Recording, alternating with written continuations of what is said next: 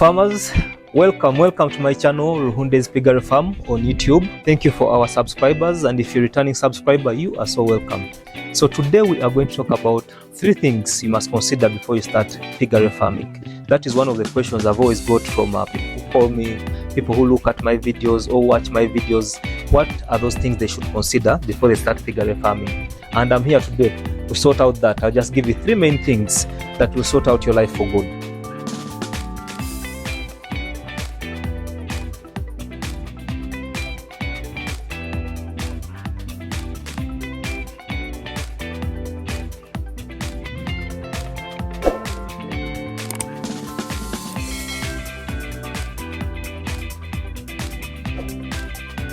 So one of the things you have to consider before you start piggery farming is, before you even think about anything else, the structure.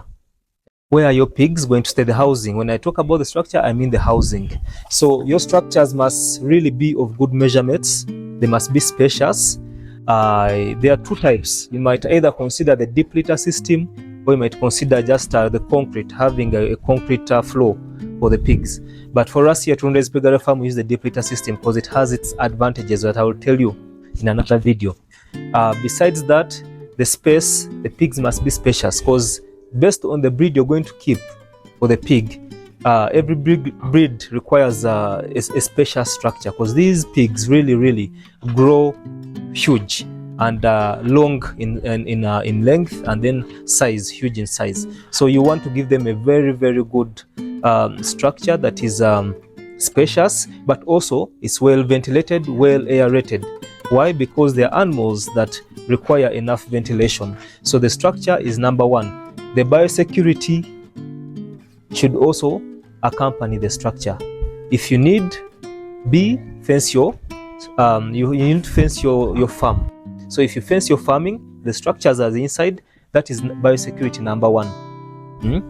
Before I talk about anything else, the structure is very important. Have a spacious structure where the pigs can stay. You can either choose between the indigenous microorganism system, that is the deep litter IMO system, or the normal concrete floor. And if it's a concrete floor, then it must always be cleaned. It must always be cleaned to the maximum, so that you can avoid the houseflies and then the other foreign visitors that you don't want, that might bring diseases at your farm. Number 2, we are looking at the pig breed. What do you really want to keep? What is your goal? The pig breed, we have 3 types of pigs. You're looking at pigs that are for lard, you're looking at pigs that are for all purpose, round, and then you're looking for those that are just for pork. You understand? And all those pigs have types, all those categories have types of pigs that fall under them. So at Ruhunde's Piggery Farm here, we keep paternal lines. Those are usually for pork. We have Durocs, we have Pitrains. So those are our preferences. But others keep maternal lines. They have large whites, they have Cambras, they have Landresses, etc. So you must always know which kind of breed do you want to keep and for what purpose. If you want to breed so that you have lots and lots of piglets, then you have to keep the maternal lines. But you can also not keep maternal lines if you do not have the paternal lines on the farm.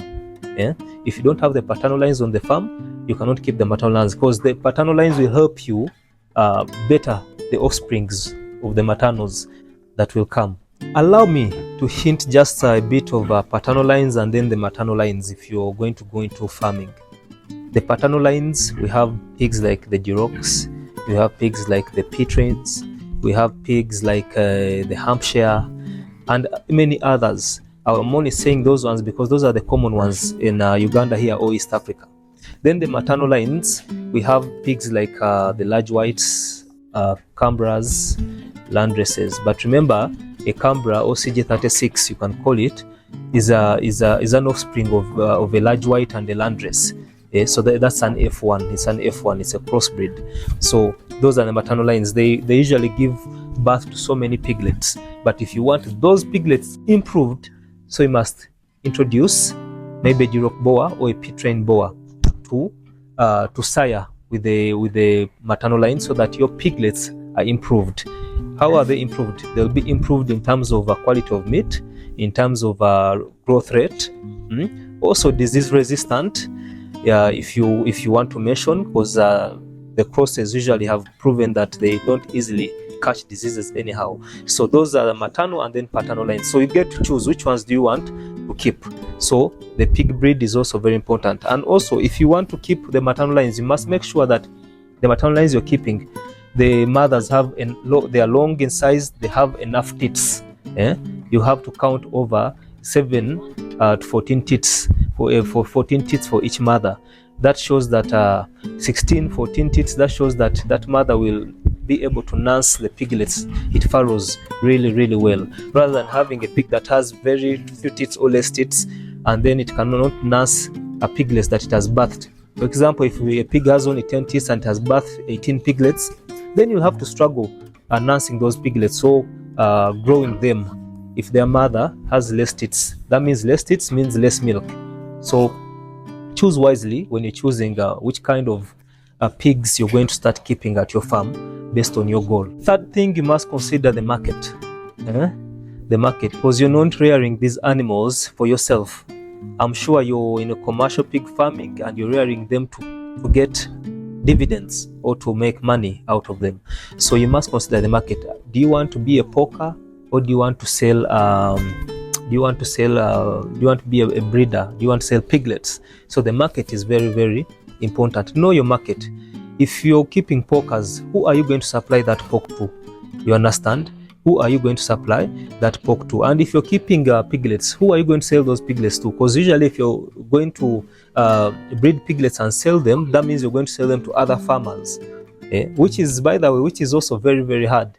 But you must have really a very good breed that attracts those farmers, and your piglets must be really of good size and healthy to start selling piglets to other farmers, or for other farmers to come and support you, so that you can break even in this life of piggery farming. So porkers is number one. Know your market. Where are you going to sell your pork, or how can you improve your products? You can improve your pork products in so many ways. You can make sausages, you can make bacon, you can make minced meat for pork, different ways. You don't only have to sell pork meat. You understand? You can improve your product in so many ways, and you supply them hotels, restaurants, butchers. But if it's about breeding piglets, then you must know which kind of farmers are you targeting. And you must target serious farmers, because you have a serious breed at your farm that you're rearing, and it's giving you good piglets. You understand? So at Runde's Piggery Farm, for us, we are breeders. We sell piglets to other farmers, which is why we are inclined to selling Durocs and Pit-Trains paternal lines to improve the maternal lines for the other farmers that have. So know your market. Once you know your market, then everything is sorted. So you've had the pig breeds, you've had the market, you've had the structure.